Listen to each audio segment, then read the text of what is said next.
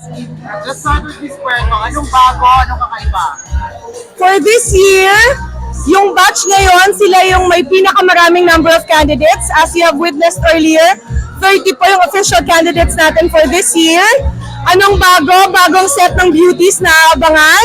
We continue the tradition of bringing the pageant to the rural barangay. So, nandoon pa rin yung swimsuit and long gown competition sa mga mini city halls. Prices. Ano ba?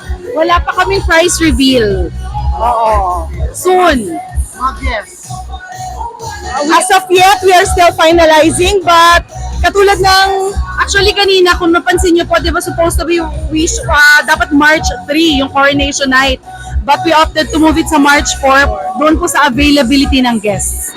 But sa pag-announce ng guests, siguro we will leave it na lang sa Balayong Festival Committee, talaga, to announce kung sino po yung aabang nila on March 4. Yes. Designers. Meron ba? Designers, same pa rin as the other year, si Sir Sunny Boy Mindol and Sir Vince Ityar. Yes, for Binibining Sexy. Siyempre, yung tanong ng bayan ang mainit yung mga budget.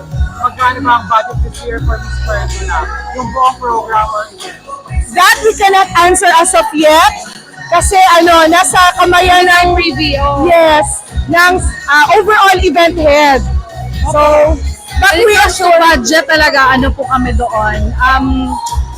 Hindi kami masyadong aware, so we cannot give a definite figure kasi baka mamaya mali yung information. But one thing we can assure you, the same pa rin ng mga nakaraang taon, grand, and at the same time, aabangan po ng mga taga Puerto Princesa.